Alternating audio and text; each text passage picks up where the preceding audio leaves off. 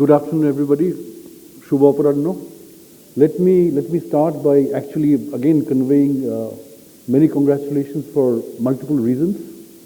The birth centenary of the father of the nation, the 50 years of progress, impressive progress, and of course not to mention the fact that earlier this year the UN's Committee for Development Policy actually finally gave the clearance for Bangladesh's imminent graduation in 2026. All great achievements. In fact, if you look at the left side, these are all the nice things which has happened in Bangladesh, which many of the speakers alluded to. But I have actually left another side, which is something that we need to worry about a bit. I want to pick up on Mustafa's message about acknowledging progress, but also acknowledging challenges. So what I will focus on is, because a lot of people will talk about all the progress that Bangladesh has made, but I will at least pick up a few issues that I think we need to be careful as we look forward. Next slide, please. Now, UNDP is been here for nearly 50 years. In fact, right from the beginning, it was a different name, but we've been in some form in Bangladesh.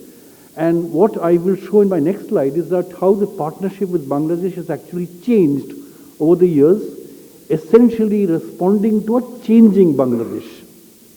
Can we go to the next slide, please? So if you really look at when we started, most of the effort was on post-conflict rehabilitation, in helping you respond to disasters and prepare for disasters. From 80 to 90, it was support to infrastructure and economic development. From 1990 to 2000 was supporting democracy, and disaster management was continued. Then 2000 to 2015 was the work on the Millennium Development Goals, and we know that Bangladesh, at least on the 6 major goals, except one particular goal on environment, is considered to be a poster child. And then, of course, right now, it's about SDGs and sustainable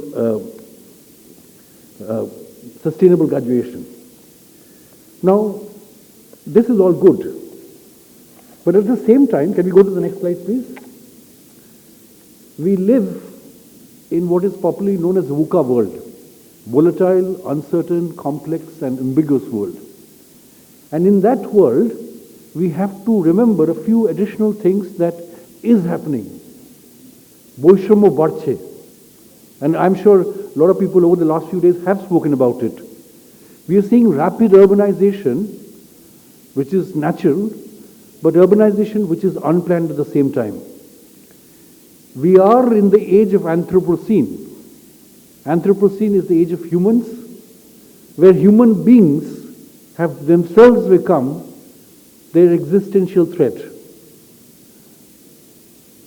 আমাদের মানব সমাজই আমাদের মানবিক সভ্যতার অস্তিত্বের ঝুঁকি হয়ে দাঁড়িয়েছে, and that's something that we need to worry about.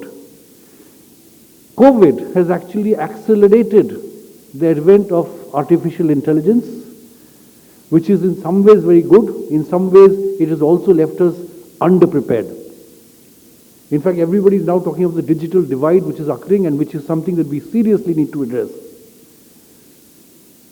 COVID-19 has magnified how fragmented the world is. At the same time, it has underscored the need for global cooperation for a shared future, which Kofi Annan famously described as a world of passportless problems. Climate change, public health, dengue, chikungunya, COVID, cross-border terrorism. It cannot be dealt by countries alone.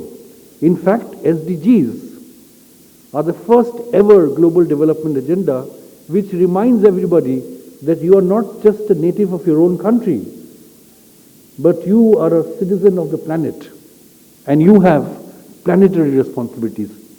And then, of course, every night I go to bed and wake up the next morning and Bangladesh has changed. In fact, Bangladesh's changes, I've been here for 4 years now, has been an amazing pace of change. Good, bad, that's a different thing. But the fact is that you have a very rapidly changing Bangladesh.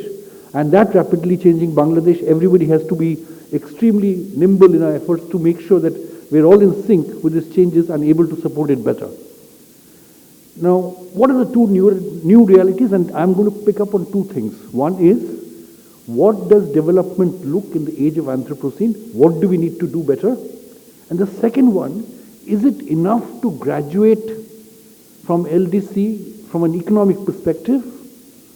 Or আমাদের চিন্তাধারা change করতে হবে, mindset change করতে হবে to become a graduate society. And I remember this, I still remember at a time in my country when civil aviation, domestic civil aviation suddenly opened up to the private sector. All of a sudden there were 40, 50 airlines, massive competition. The price of an airline ticket was almost comparable to what you would pay for a train journey, and everybody was flying. And I still remember at that time, I actually wrote an article, opinion piece on something called airline etiquette. Because people could afford the air ticket, but they did not know how to behave inside an aircraft or at an airport. And I say this with a certain degree of, because I feel that it's not enough for an economy to graduate until everybody thinks middle income. And I think we need to make those civic investments so that people's awareness that they are no longer the least developed, they are a modern nation, they are a progressive nation, has to happen. Next slide, please. Now, there are 3-4 things I've just picked up. I didn't want to trade on anything which is remotely political. But one is seizing the opportunity for Bangladesh to assume global leadership in climate change and environmental sustainability. And I'm picking up on the brown bits of the environment.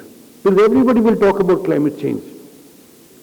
But I'm talking about the fact that I'm just giving figures, marine plastic pollution has increased tenfold since 1980.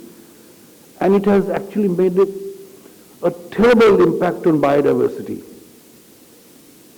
There is an opportunity as Bangladesh grows, and we can show you, and I've seen a lot of literature there, that the new generations of young people in the countries that Bangladesh hopes to invest and export things to will be particular about how things are made. Are they made in environmentally sustainable ways? Are they made in clean and green ways? So there is the need for ushering in green and clean business climate to attain Bangladesh's aspiration for more trade and investment. Unless you do that, this growth will not be sustainable. And then of course we have to remain vigilant, because the uncertainty that will come in a post-COVID global order will bring both challenges and opportunities for which we need to prepare for the future.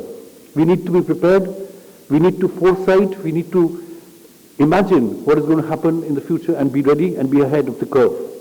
Next slide, please. Now, I just wanted to pick up on 3-4 things.